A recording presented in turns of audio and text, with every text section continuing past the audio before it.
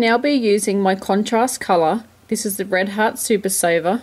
It is also a worsted or a number 4, which is equivalent to a 10 ply in Australia, New Zealand and England. I think you use Aran weight. It's about a 10 ply. It is a 7 ounce or 198 grams, and it's got 333 meters or 364 yards. And the colour that I am using is soft white. I have 2 of these balls, but I'm pretty sure I'm not going to use both. But you would have seen at the beginning of the video how much yarn that you're going to use.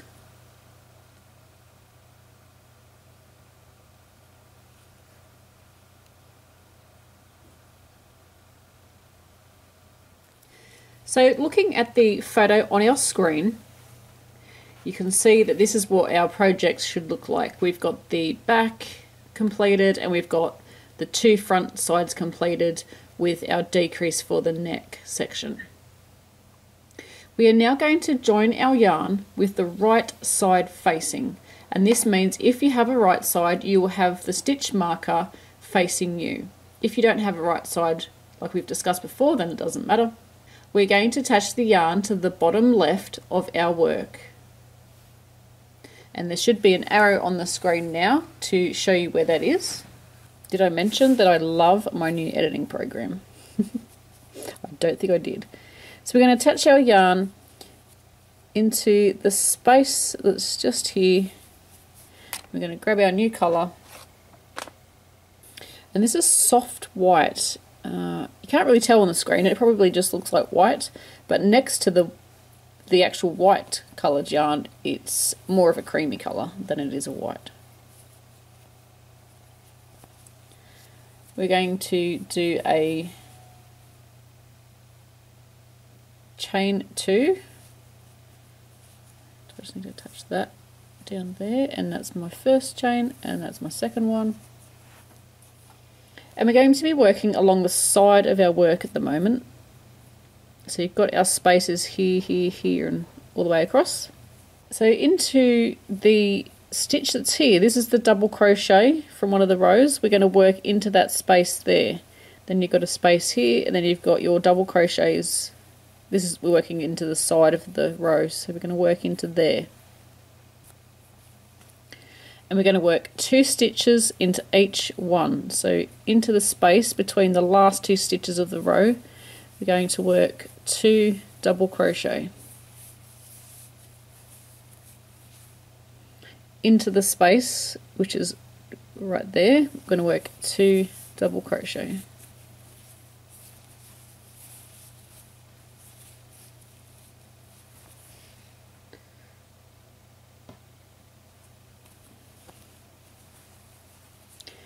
Into the space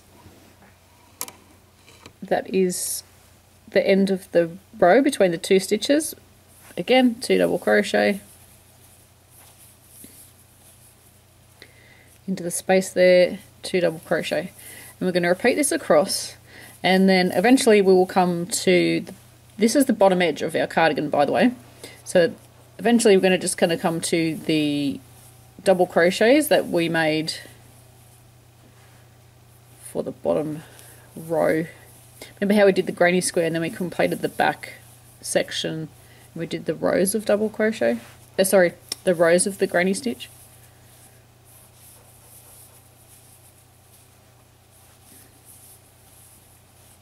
And we are going to continue this across until we get to the bottom row, which is here, and I'll show you what to do. So our last space was there. I'll take that out actually so you can see properly. You can see here that this was a row.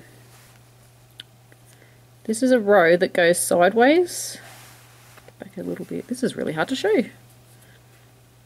You've got a row that goes sideways, and then these rows are up the right way when we are looking at them. You can see that they go across, and they go across from side to side. So you're going to come across and you've done 2 stitches into the end of that row, and then this is a space, so you're going to do 2 stitches into there,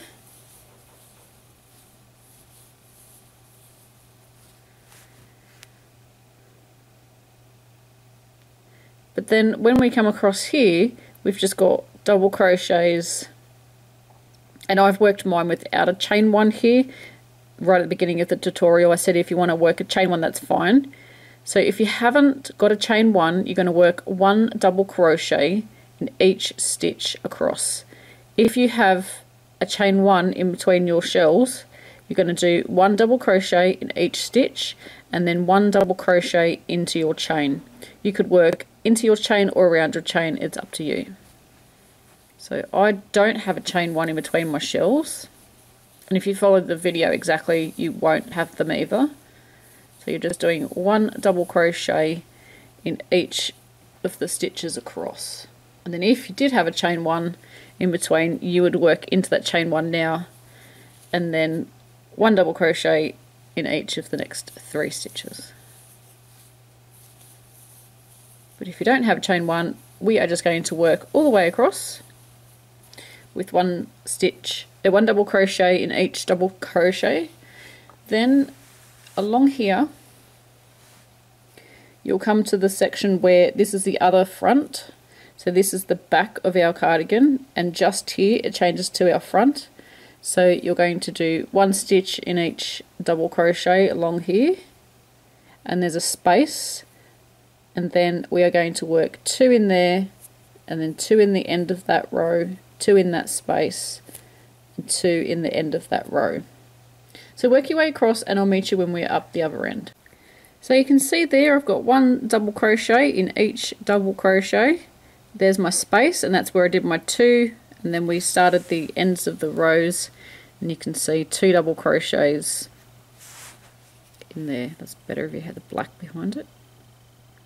So you're going to work all the way across, and you're going to end with 2 stitches in that very last, for me it's an end, what do you call that, the space between the last 2 double crochets of the row. So that was row 1. So row 2, this is when we start our ribbing. Now this is completely optional. You could just leave it like that. You could just, as you could finish off this row and just have a little small edging. You could just do double crochet if you don't think that you could handle the front post or the back post double crochet. It does take some concentration because you do have to remember to do alternate ones. If you don't, your pattern completely messes up. I advise you not to take this to crochet group like I did, because that's when you do it wrong. Because you're too busy talking and not paying attention to what you're doing. So we're going to turn our work around, and we're going to start the front post and back post alternate stitches. I do mine, so I do one front and then one back, one front, one back. You could do like 2 front, 2 back, but I don't know if it's going to fit evenly all the way across. I have not tried that version. And then it's got to fit around the neck as well, so I'm not sure if it's going to work. But at the moment we're just working on the bottom, so we're going to do a chain 2, and if you normally do a chain 3 or alternate double crochet, I don't know if that's going to work, because the next stitch is lower down because we're working around the post, not into the top of the stitch, and I find a chain 2 works very well here. We're going to do a back post double crochet, and this can be abbreviated to BPDC, back post double crochet, around the last stitch of the previous row. So that's here. And to do a back post, the first one's always tricky because it's kind of hasn't got a stitch on this side. You're going to yarn over, and you're going to put your crochet hook around the back of that stitch, so it's going to come out in that gap there. We're going to get, no, we're not going to get anything. We're going to grab hold of the yarn, I'm going to pull through, and then we're going to pull through 2 and then pull through 2. So the rest is like a normal double crochet. So now we need a front post. So we're going to yarn over. So all it means when it says front post, it means your crochet hook goes in from the front, and then it'll make the post stick to the front as well. So yarn over, and this time we're going to go in from the front side and then just around the back of the stitch and pop out the other side. And now complete your double crochet as normal. If you know how to do these stitches, you can whiz along and I'll meet you at the other end. So a back post again, because we just did a front, so now I need a back. So yarning over, go to the back of our work with our crochet hook, so jump around the back there, working this stitch here we are, so we're going to go around the back, pop out next to it, put our crochet hook in front of it, and then go into this space here with our crochet hook. And complete a double crochet as normal, so just grab your yarn, pull through 2 and pull through 2. And that makes that stick to the back. Can you see how this one's sticking to the front? And that one's sort of hidden. Again, front post, so yarning over, go from the front of our work, because it's a front post, going next to the stitch, around the back of the stitch. I always just use my thumb and sort of poke that out the way, it just makes it a bit easier for me. And now complete your stitch as normal. Back post, we're going to go around the back, crochet hook goes around the back first, next to the stitch, over the stitch with our crochet hook and into that next space here, and then complete the stitch as normal. We're going to work these all the way across, doing front post and then back post, double crochet.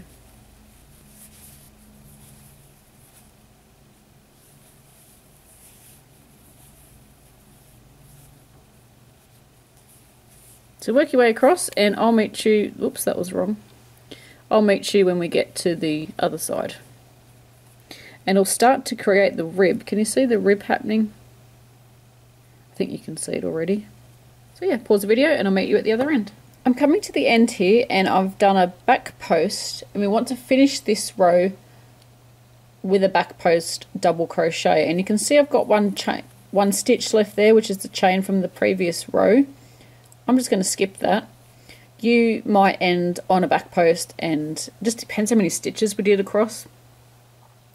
You could add another stitch, but I think it's going to make it too baggy because I would have to add a front and a back post, so that's adding 2 more stitches. So I'm just going to miss that last chain. We're just going to miss that last chain, but if you've ended on the right amount, so this one will be a back post, then good for you. So we're going to chain 2 and we're going to turn our work around. We're going to work a front post around the very first stitch, so coming from the front, working our front post. And the way you know to do a front post, you'll look at your stitches, see how this is sticking to the front? That's a front post.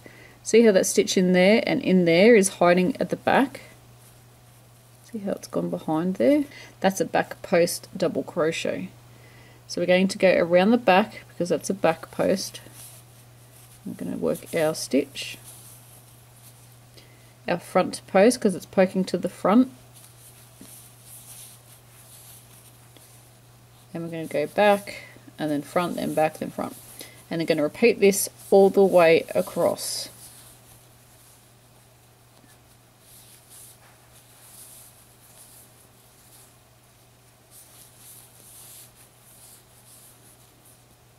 And then you can definitely start to see the ribbing forming there. So it's looking great. So work your way across, pause the video, and I'll meet you at the other end. When we get to the end, we're going to have 2 stitches like that. This is because the first one was a chain 2, and then the next one was the double crochet. We're going to work around both of those at the same time. So my last stitch was a back post, and now I want to do a front post. So yarning over, go around the front. I'm grabbing both the stitches. Let's see if we can see that. You can see 2 stitches there. And I'm just going to work those as one.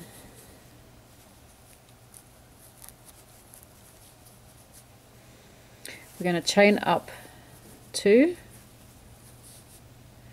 And we're going to turn our work around.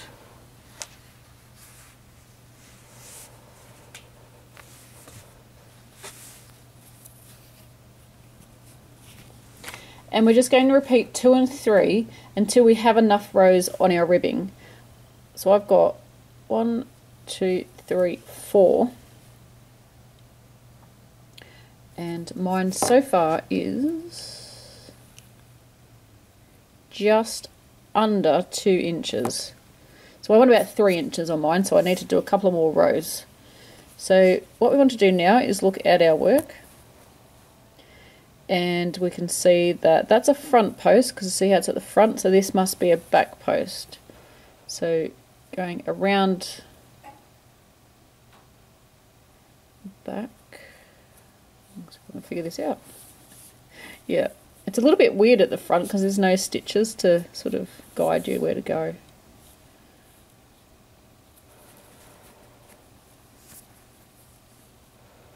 So around the back, it's kind of like just a front post, isn't it? What am I doing wrong?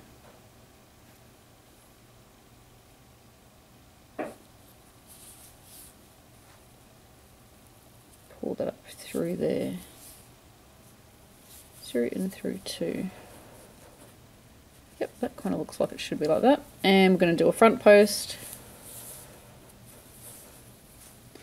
and a back post. If you're finding that first one too tricky, you could just do the chain 2 and not worry about it. This is, what's this? Yeah, this is the side of our work, so we're actually going to come across and crochet along there, so this will get hidden anyway. We've got front post, and we're going to do front post, back post all the way across, and then we're going to repeat this as many times as for the rows that we want. And if you want to, just write down how many rows that you do, so you know how many to do on your ribbing that goes around the front, around the opening, around the neck and everything. If not, you can just count them, but just so you know for next time when you make another one. So pause the video and I'll see you when we've finished our bottom ribbing. Here you can see my ribbing has been completed down the bottom.